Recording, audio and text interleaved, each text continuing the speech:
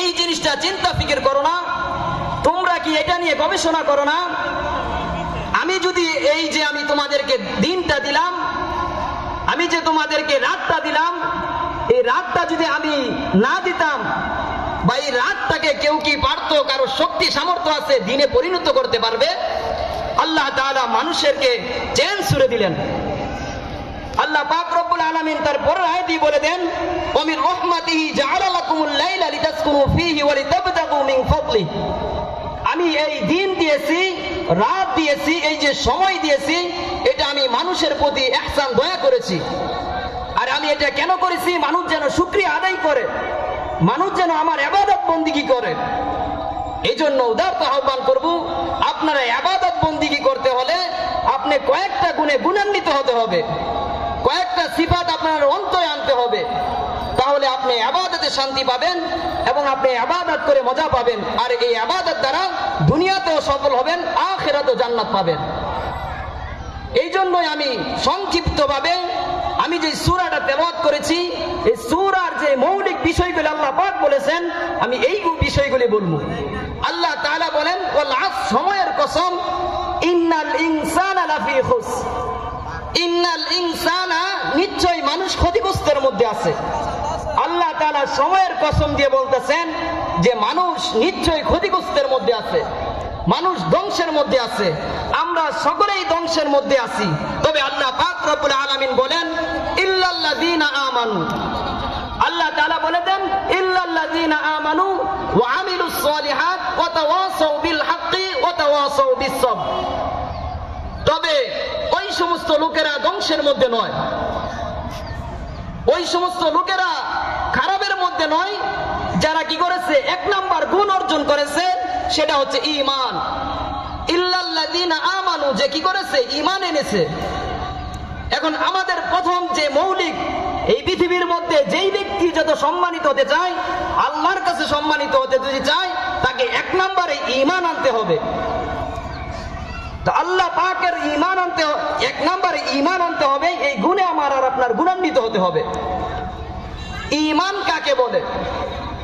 আজ থেকে 1400 বছর আগে আল্লাহ রাসূল সাল্লাল্লাহু আলাইহি ওয়াসাল্লাম, আল্লাহ রাসূল সাল্লাল্লাহু আলাইহি ওয়াসাল্লামকে জিবরাইল আলাইহিস সালাতু ওয়াস সালাম জিজ্ঞাসা করেছিলেন যে মাল ঈমান, ইয়া রাসূলুল্লাহ, ঈমান কি? রাসূল সাল্লাল্লাহু আলাইহি ওয়াসাল্লাম বলেছিলেন, তুমিনা বিল্লাহি ওয়া মালাইকাতিহি ওয়া কুতুবিহি ওয়া রুসুলিহি ওয়াল ইয়াউমিল আখির ওয়া তুমিনা বিল কদরি খাইরিহি ওয়া শাররিহি। রাসূল সাল্লাল্লাহু আলাইহি ওয়াসাল্লাম জবাব দিলেন যে ঈমান হচ্ছে এক নম্বরে আল্লাহ তাআলার প্রতি তোমাকে বিশ্বাস স্থাপন করতে হবে। তুমি কারো সাথে, আল্লাহর সাথে তুমি কাউকে শরীক করতে পারবে না। তোমাকে একমাত্র আল্লাহর উপর ঈমান আনতে হবে। এখন সমাজে, আমাদের দেশে এমনও মানুষ আছে যারা ঈমান হরণ করার জন্য পাপাচারে মানুষকে লিপ্ত করে দেয়। আমার আপনার লক্ষ্য রাখতে হবে, এমন কোনো কাজ করা যাবে না যে আমি ঈমান আনার পরে আমার ঈমান দুর্বল হয়ে যায় বা আমার ঈমানটা নষ্ট হয়ে যায়। হাদিসের মধ্যে আসছেন, যখন একটা মানুষ মানুষ যখন গুনার মধ্যে লিপ্ত হয়, মানুষ যখন পাপাচারের মধ্যে লিপ্ত হয়, তখন তার ঈমান দুর্বল হতে থাকে, তার কলবের মধ্যে দাগ লাগতে থাকে। আর যখন এই কলবটা মধ্যে যখন দাগ, গুনার, পাপাচার লাগতে থাকে, তার ঈমানটা দুর্বল হতে হতে নষ্ট হয়ে যায়। সমাজের মধ্যে এমন কিছু লোক আছে যারা মানুষের ঈমান নষ্ট করার কাজের উদ্বুদ্ধ করে দেয়। আমি আপনাদেরকে কুরজোর করে বলবো, এই সমস্ত পাপাচারের কাজের মধ্যে আপনারা কখনো যাবেন না। আমাদের সমাজের যুবকরা সচেতন, আলহামদুলিল্লাহ। এমন ব্যবস্থা করা এখন কঠিন, তারপরও মোহনপুর পূর্ব পাড়ার ছেলেরা এই কাজ করে দেখালো। আল্লাহ তাআলা এই যুবকদেরকে কবুল ও মঞ্জুর করুক। আমি যেই কথা বলতে চাইলাম, এক নাম্বার রাসূল সাল্লাল্লাহু আলাইহি ওয়াসাল্লাম বলেন যে তোমাকে ঈমান আনতে হবে, কারোর সাথে, কারো আল্লাহর সাথে কাউকে শরীক করা যাবে না।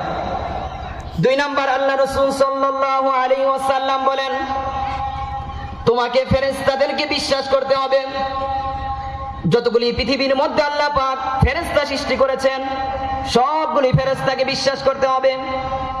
তিন নাম্বার, আল্লাহ পাক রব্বুল আলামিন বলেন আসমানি কিতাব সমূহগুলোকে বিশ্বাস করতে হবে। আল্লাহ রাসূল সাল্লাল্লাহু আলাইহি ওয়াসাল্লাম বলেন, যত পৃথিবীতে আম্বিয়া আলাইহিস সালাতু ওয়াস সালাম এসেছে সমস্ত নবীদেরকে তোমাকে বিশ্বাস করতে হবে। আখিরাত মৃত্যুর পর আবার পুনরায় জীবিত হতে হবে, এই বিষয়গুলির উপর তোমাকে ঈমান আনতে হবে। যে আমরা ঈমানে মুফাসসাল পড়ি, উলামায়ে কেরাম হাদিস এবং কোরআন থেকে এই ঈমানে মুফাসসাল আমাদের জন্য ব্যবস্থা করে দিয়েছেন। আমরা ছোটবেলায় ঈমানে মুফাসসাল পড়েছি, এই কথাগুলি ঈমানে মুফাসসালের মধ্যে আছে। যে ব্যক্তি এই 7 বিষয়ের প্রতি গুরুত্ব দিবে, চলবে, তাহলে সে কি করলো? ঈমান আনলো। আল্লাহ পাক যে বলেছেন ইল্লাল্লাযীনা আমানু, যারা ঈমান এনেছে তারা ক্ষতিগ্রস্তের মধ্যে নয়, তারা ধ্বংসের মধ্যে নয়। 1 নম্বর গুণ হচ্ছে আমার আপনার ঈমান আনতে হবে। ঈমানের যে মৌলিক বিষয়গুলি আমি আপনাদের সামনে বললাম, এই বিষয়গুলি আমাকে খেয়াল রাখতে হবে। 2 নম্বরে আল্লাহ রাসূল আল্লাহ তাআলা বলেন ওয়া আমিলুস সালিহাত, আমাকে আপনাকে ঈমানের পরে আমলে সালেহ করতে হবে। আমলে সালেহ কি? এই পৃথিবীতে আল্লাহ ও আল্লাহ রাসূল যেই আমাদেরকে হুকুম করেছেন, যেগুলোকে মানতে বলেছেন আর যেগুলো থেকে বিরত থেকে থাকতে বলেছেন, সেইগুলি হচ্ছে আমলে সালেহ। তবে এই আমলগুলোকে আমলে সালেহ করার জন্য কয়েকটা শর্ত আছে। আমরা আমল করি কিন্তু লক্ষ্য করি না, তাহলে আমাদের আমল হবে কিন্তু আমলে সালেহ হবে না। আমাকে আপনাকে আমলে সালেহ করার জন্য সর্বপ্রথম গুণ অর্জন করতে হবে, যে আমলটা করব এই আমলটা যেন বেদাত না হয়, সেই আমলটা যেন শিরিক মুক্ত হয়, বেদাত মুক্ত হয়, কুফরি মুক্ত হয়, তাহলে আমার আমলটা হবে আমলে সালেহ। 2 নাম্বার, আমার নিয়ত সহি করে নিতে হবে। আমি যে আমলটা করতেছি এই আমলের উদ্দেশ্য কি, এই নিয়ত সহি করে আমার আর আপনার আমল করতে হবে। আল্লাহ রাসূল সাল্লাল্লাহু আলাইহি ওয়াসাল্লাম বলেন ইন্নামাল আ'মালু বিন্নিয়াত, যে সমস্ত আমলের যার প্রতিফলন দেওয়া হবে নিয়তের উপর। 3 নাম্বার যে গুণটা আমার আপনার মনে রাখতে হবে সেটা হচ্ছে সওয়াবের নিয়তে আমাকে কাজ করতে হবে। আল্লাহ যে আমাকে প্রতিদান দিবে এই প্রতিদানের প্রতি লক্ষ্য রেখে আমাকে আমল করতে হবে।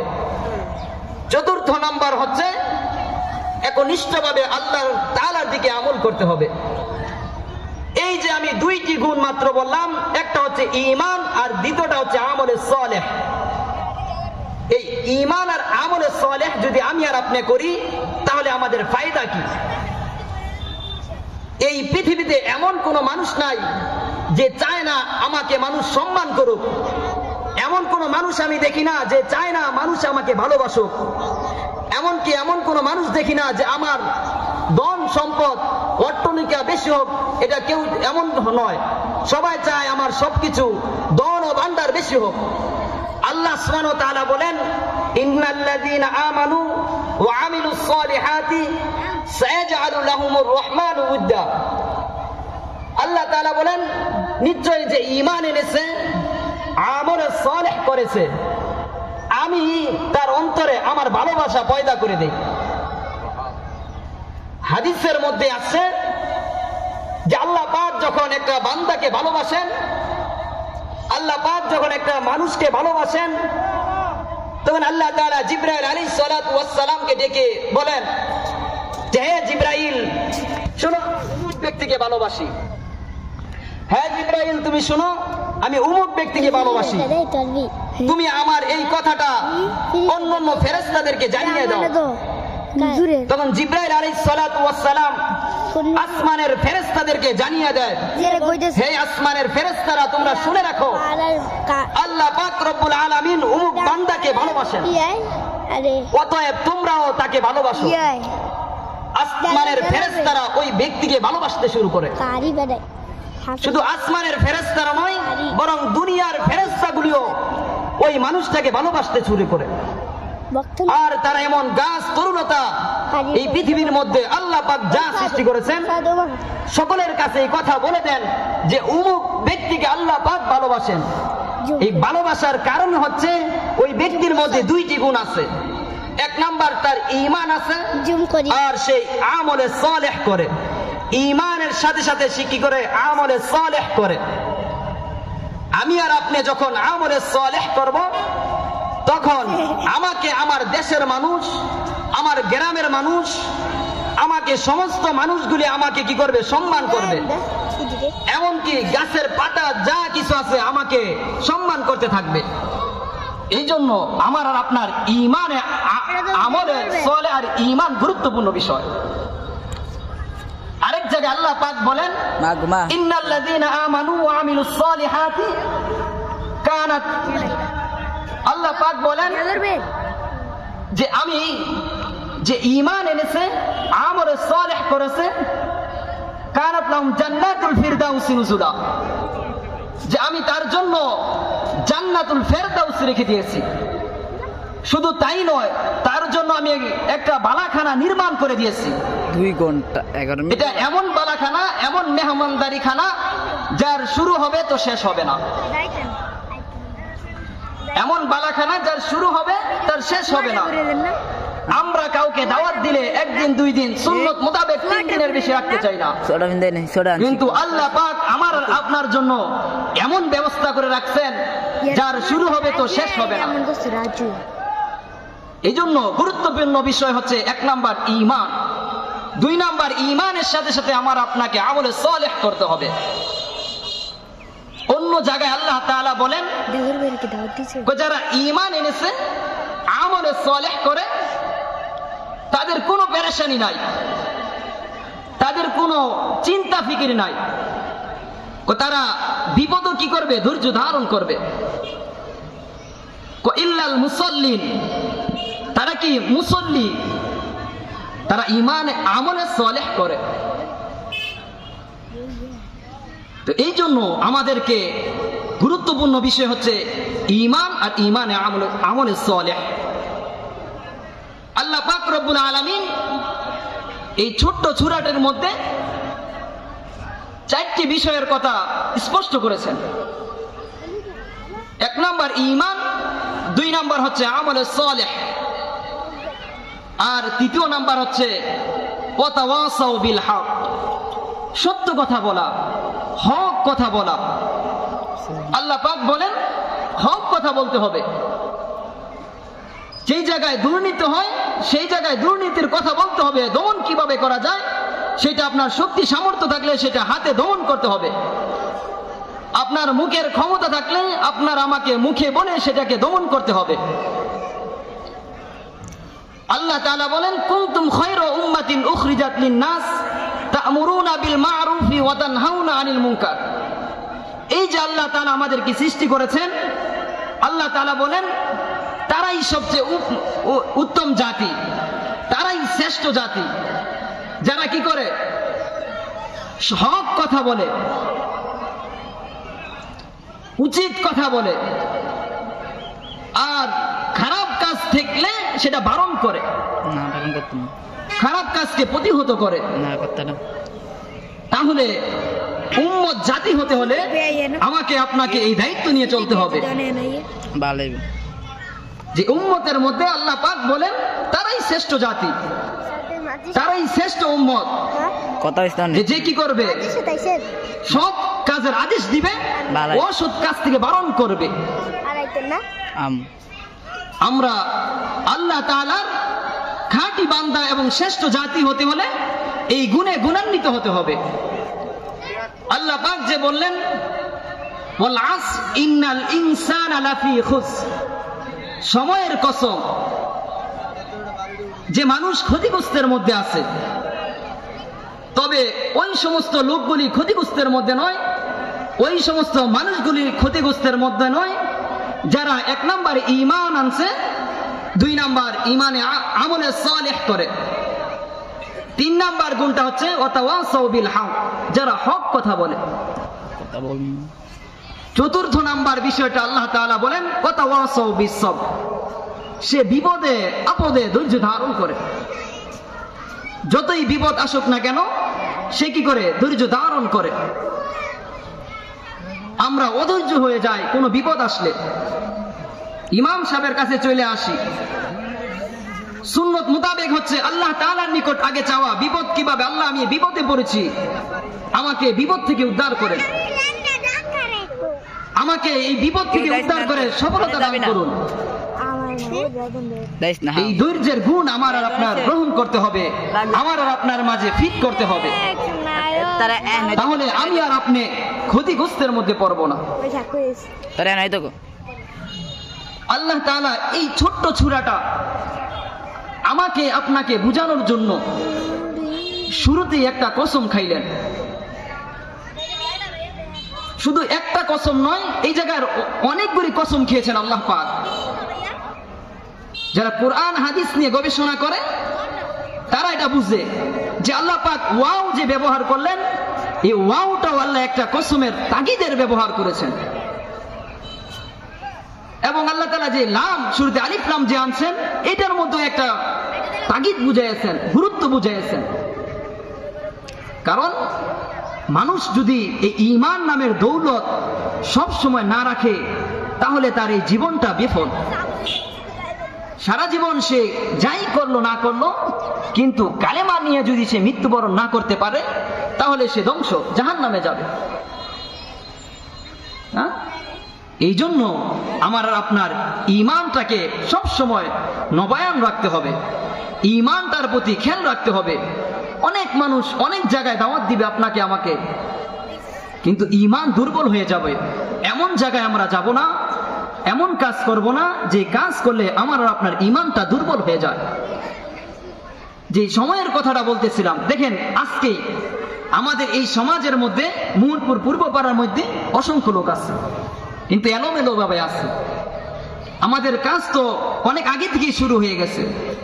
আমাদের উচিত তো ছিল আসরের নামাজের পর সকলে একত্রিত হয়ে মাহফিলের প্যান্ডেলে চলে আসা। এই যে সময়টা চলে যাইতেছে, আমি আর আপনি এই সময়টা কি পাবো? এই যে অতিবাহিত হয়ে যাবে এই মাহফিলটা, আগামীকাল কি এই মাহফিলটা হবে? বললাম তো শুরুতেই, এক সপ্তাহ এই মাহফিল হয় না, এক মাসে হয় না, বছরে একটা মাহফিল দেওয়া অত্যন্ত কঠিন ব্যাপার। আপনার আমার ঈমান যদি নবায়ন করতে হয় তাহলে কোরআন ও হাদিসের আলোচনা শুনতে হবে। যে ঈমান দুর্বল হয়ে গেলে ঈমানটা পরিপূর্ণ কিভাবে হয়, ঈমানটা কিভাবে তাজা তরুতাজা হয়। জিকিরের মজলিসে বসেন তাহলে আপনার ঈমান তাজা হবে। কোরআন ও হাদিসের মজলিসে বসেন, সময় দেন, তাহলে আপনার ঈমানটা তাজা ও মজবুত হবে। আমরা যদি এই সময়ের গুরুত্ব না দেই তাহলে আমাদের কপালে দুর্ভোগ আছে।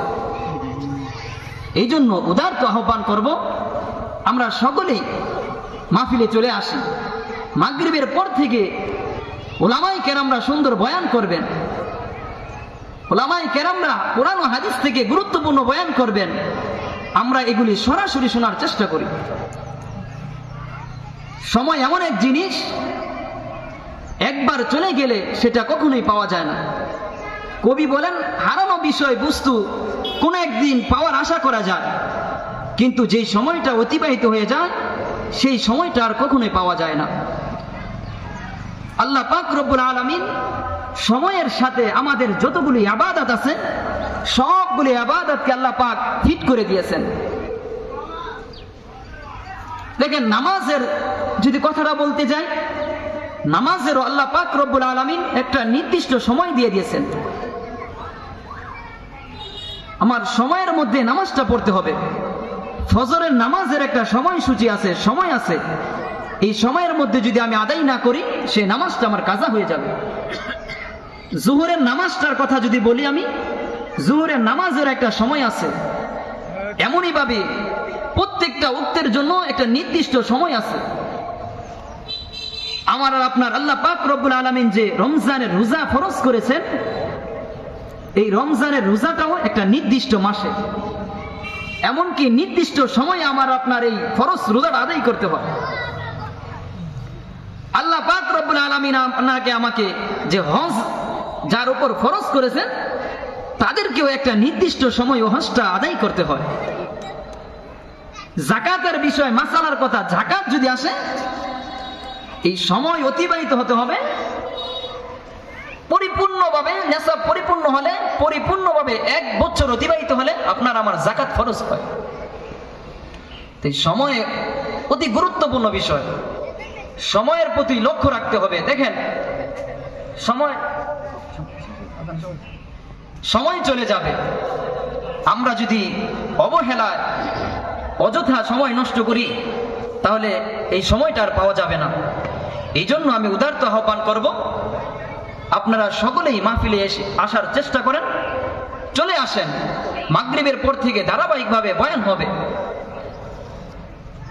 যে আল্লাহ রাসূল সাল্লাল্লাহু আলাইহি ওয়াসাল্লাম বলেন যে কোন বান্দা, আমি যে শুরুতে লা ইলাহা ইল্লাল্লাহর জিকিরটা শুরু করেছিলাম, তার কোনো নেক নাই, তার কোনো কিছু নাই, শুধু সে লা ইলাহা ইল্লাল্লাহটা নিয়ে সে মৃত্যুবরণ করেছে।